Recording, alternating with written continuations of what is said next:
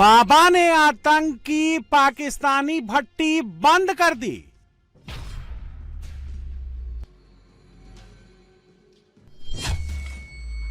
आतंकी भट्टी के 52 चेले बाबा से बचा लो बोले।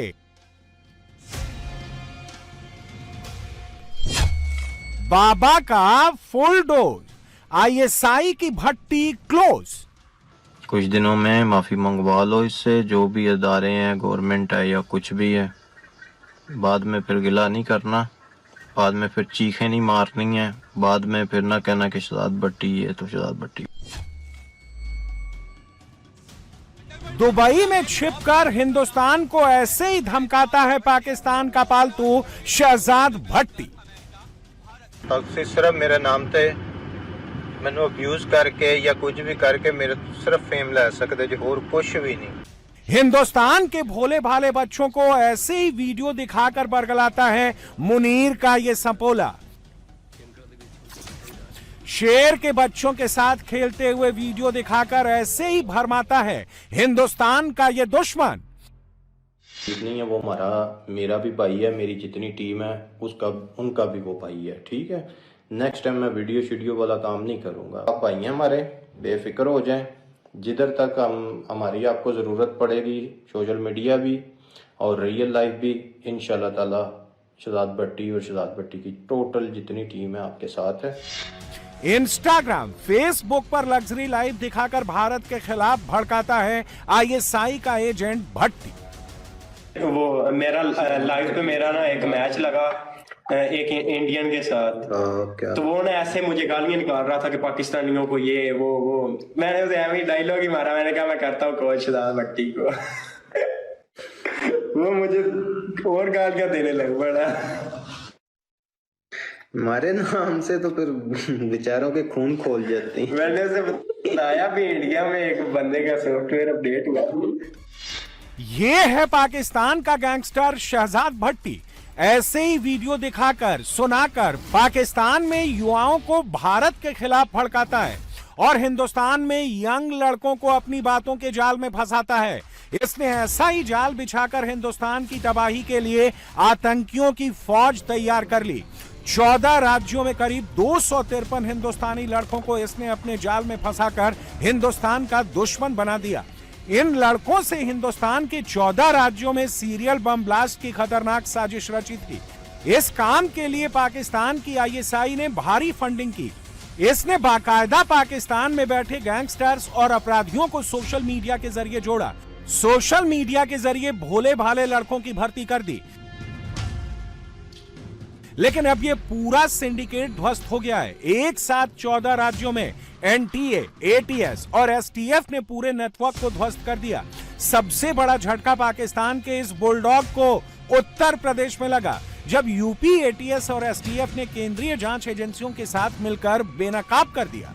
पाकिस्तानी गैंगस्टर शहजाद भट्टी और उसके गुर्गों के खिलाफ यूपी पुलिस ने कार्रवाई करते हुए अब तक 12 एफआईआर दर्ज कर 52 टेरर ऑपरेटिव्स को गिरफ्तार कर लिया है।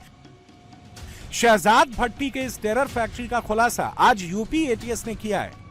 जो बातें सामने आई हैं, उससे पाकिस्तान की आईएसआई के खूनी प्लान का खुलासा हुआ। पाकिस्तानी गैंगस्टर शहजाद भट्टी पाकिस्तान में बैठे अपने साथियों आबिद जट, हम्मान मेमन उर्फ हम्माद बरकाती, जावेद पाकिस्तानी, रजा भाई, अजमल गुजर, राशिद भट्टी, राणा हुनैन समेत आईएसआई के agent major Iqbal, major Hamid और मेजर अनवर की मदद से इंडियन लड़कों को सोशल मीडिया पर जोड़ते थे। पाकिस्तान की खुफिया एजेंसी आईएसआई के निर्देश पर पाकिस्तानी गैंगस्टर शहजाद भट्टी नेटवर्क द्वारा सोशल मीडिया के माध्यम से भारतीय नवयुवकों को जोड़ा जा रहा है। नेटवर्क के जो सक्रिय सदस्य हैं, जिसमें आबिद जट, हम्माम मेनन, जावेद पाकिस्तानी, रजा भाई पाकिस्तानी, अजमल गुजर, राशिद भट्टी, राणा हुसैन, मेजर इकबाल, मेजर अनवर, ये सब प्रमुख हैं। शहजाद भट्टी द्वारा स्वयं और नेटवर्क के सक्रिय सदस्यों के माध्यम से धन का लालच देकर नवयुवकों को रेडिकलाइज किया जा रहा है तथा उन्हें एक्स मुस्लिम्स, धार्मिक नेताओं, राजनेताओं, पुलिसकर्मियों को धमकी देना, उनकी हत्या करना, पुलिस स्टेशन व अन्य संवेदनशील प्रतिष्ठानों पर बम, ग्रेनेड, पेट्रोल बम आदि से हमला करने हेतु उकसाने का काम किया जा रहा है। खासकर उन लड़कों के ऊपर ये चारा फेंकते थे जिन्हें पैसों की जरूरत होती थी। इन लोगों ने ऐसे हजारों स्लीपर सेल तैयार किए और 22 जुलाई से 15 अगस्त के बीच एक साथ 14 राज्यों में बम ब्लास्ट की साजिश रची। इन युवाओं को भट्टी के गुर्गों ने सोशल मीडिया के जरिए रिक्वेस्ट भेजी। पहले दोस्ती और बातचीत के जरिए भरोसा बढ़ाकर छोटे छोटे काम लेने शुरू कर दिए। शहजाद भट्टी की साजिश का शिकार हुआ ये जासूस अशरफ दानियाल है, जो अब एटीएस के शिकंजे में है। जनवरी 2026 में इंस्टाग्राम पर हामिद मेमन नाम के पाकिस्तानी गैंगस्टर ने दानियाल से दोस्ती की। मेमन पाकिस्तानी गैंगस्टर शहजाद भट्टी का साथी है। कैसे हिंदुस्तान के इस लड़के को अपनी जाल में फंसाया, सुनेंगे तो चौंक जाएंगे। हामिद मेमन ने पहले इंस्टाग्राम पर दानियाल से दोस्ती की, फिर दानियाल को एक दूसरे मैसेजिंग ग्रुप में जोड़ा जहां पर भारत के मुसलमानों के हालत और उसे बदलने की चर्चा होती थी। फिर उसे पैसे के बदले छोटा सा काम दिया गया, भिवंडी के नारपोली पुलिस स्टेशन का वीडियो बनाकर मेमन को भेजना था। इस नेटवर्क में जो सक्रिय युवक हैं उनको पहले छोटी छोटी गतिविधियां, आतंकी गतिविधियां जैसे रैकी, आगजनी, धमकी देना, जिहादी पोस्टर चिपकाना, पेट्रोल बम फेंकना इत्यादि घटनाएं कराई जाती हैं। जब छोटी घटनाएं करने में कोई व्यक्ति सफल होता है तो उससे बड़ी घटनाएं कराने का प्रयास किया जाता है। यूपी पुलिस तथा इसकी जो विशिष्ट इकाइयां हैं एसटीएफ और एटीएस, इनके द्वारा स्वयं जो सूचनाएं विकसित की गई हैं, इसके अलावा जो अन्य एजेंसियों से सूचनाएं प्राप्त हुई हैं, उन सभी को कोलेक्ट करके इन ऐसे व्यक्तियों के विरुद्ध प्रभावी कार्रवाई की गई है। और अब तक 12 अभियोग पंजीकृत हुए हैं, जिसमें 52 अभियुक्तों के खिलाफ कार्रवाई की जा चुकी है। इनसे पिस्टल, जिंदा कारतूस, चाकू, ज्वलनशील लिक्विड, आपत्तिजनक पोस्टर इत्यादि बरामद हुए हैं। दानियाल के शुरुआती वीडियो भेजने के बाद शहजाद भट्टी गैंग में इसको और भी सक्रिय भूमिका दी गई। इसके बाद उसे दूसरा टास्क दिया गया। 17 सेकंड का वीडियो भेजने के बाद कथित तौर पर उसे पाकिस्तानी गैंगस्टर आबिद जट की तस्वीर भेजी गई। उसे तस्वीर के 50 प्रिंट निकालकर अपने इलाके में चिपकाने और इसका वीडियो बनाकर वापस भेजने को कहा गया। यूपी एटीएस ने दानियाल को गोरखपुर से पकड़ा।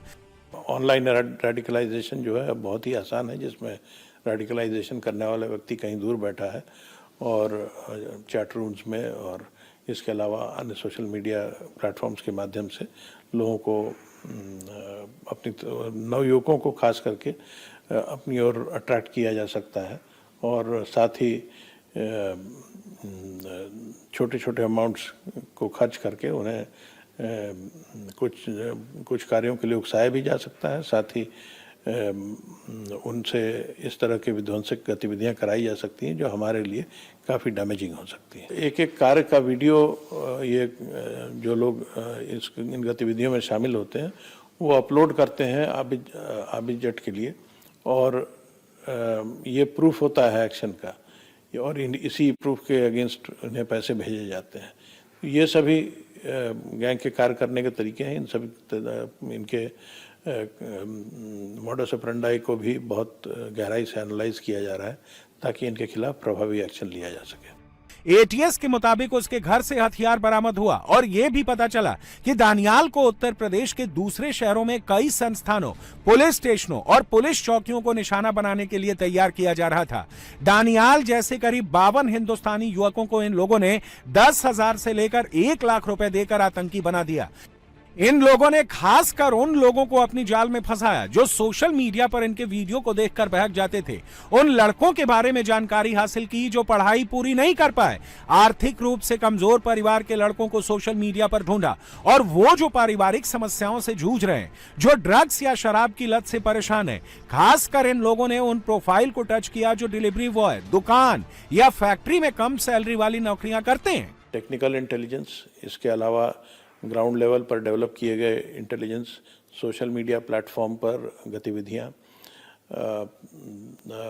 जो लोग पकड़े जाते हैं अथवा संदिग्ध होते हैं उनसे पूछताछ, इन सभी को कोलेक्ट करके जानकारी इकट्ठा की जाती है, और जिनके भी नाम सामने आते हैं जो इस ग्रुप के साथ एक्टिवली कोलैबोरेट कर रहे हैं, उन्हें गिरफ्तार कर उनसे पूछताछ की जाती है।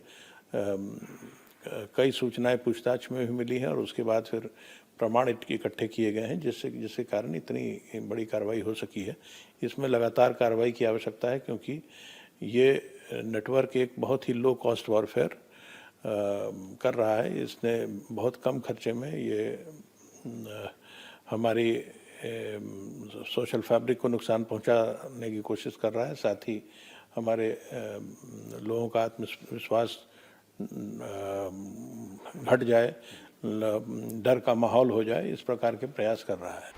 यूपी एटीएस ने पकड़े गए इन 52 ऑपरेटिव्स के पास से बड़ी मात्रा में हथियार, पिस्टल, जिंदा कारतूस और भड़काऊ सामग्रियां बरामद की हैं। यूपी एटीएस ने 26 मई 2026 को यूपी पुलिस और केंद्रीय एजेंसियों ने मिलकर प्रदेश भर में बड़ा ऑपरेशन चलाकर नेटवर्क से जुड़े करीब 175 संदिग्धों को खंगाला, जिसके बाद भट्टी नेटवर्क के 52 ऑपरेटिव्स के गिरेबान तक पुलिस पहुंच गई। इनका नेटवर्क कितना खतरनाक है, इसी से समझ लीजिए कि इस पर पूरी तरह लगाम लगाने के लिए यूपी पुलिस ने केंद्रीय मंत्रालय को चिट्ठी लिखकर शहजाद भट्टी और उसके साथियों को यूएपीए के तहत आतंकी घोषित करने की अपील की है। इसमें कोई शक नहीं कि पुलिस को हमेशा ऐसे एलिमेंट्स के खिलाफ कार्रवाई करने के लिए फ्री हैंड मिला है, और प्रेजेंट गवर्नमेंट ने पूरी तरह से पुलिस को मोटिवेट करके रखा है कि इस तरह की गतिविधियां रोकी जाए और इन अपराधियों को उनके विरुद्ध कार्रवाई की जाए। पाकिस्तानी खुफिया एजेंसी आईएसआई के इशारे पर सीमा पार बैठा पाकिस्तानी गैंगस्टर शहजाद भट्टी न सिर्फ उत्तर प्रदेश के बल्कि देश के युवाओं को बरगलाना चाहता है, रेडिकलाइज करना चाहता है। इसी को देखते हुए गृह मंत्रालय ने देश की अलग अलग एजेंसी और पुलिस यूनिट के साथ मिलकर के देश भर में छापेमारी की और इस शहजाद भट्टी गैंग के नेटवर्क को ध्वस्त करने में बड़ी कामयाबी हासिल की है। इस पूरे मामले में उत्तर प्रदेश के मुख्यमंत्री योगी आदित्यनाथ ने एसटीएफ के साथ साथ यूपी एटीएस को भी फ्री हैंड दे रखा है। यही वजह है कि 50 से ज्यादा गिरफ्तारियां उत्तर प्रदेश में हुई हैं और इस दौरान उत्तर प्रदेश पुलिस ने शहजाद भट्टी गैंग की अर्थव्यवस्था की सारी कमर तोड़ दी है। भट्टी की आतंक की फैक्ट्री में बाबा की पुलिस ने मिट्टी डाल दी है, लेकिन मुनीर का ये सपोला अभी फुफकार रहा है। मेरे हजारों लोग हैं वहां पे, अगर आपने 300 गिरफ्तार कर लिया तो फिर ठीक है, 3000 बाहर भी फिर रहा है अभी। लेकिन ये भूल गया है कि ये लाहौर नहीं है, ये यूपी है। यहां पर बाबा पाकिस्तानी सांपों को फन उठाने से पहले ही कुचल देते हैं। अभी तो यूपी से भट्टी के 52 चेले पकड़े गए। एक बात ध्यान से सुन लेना, दोबारा गुस्ताखी की तो अब बाबा की पुलिस इनको पकड़ेगी नहीं, सीधा जहन्नुम भेज देगी।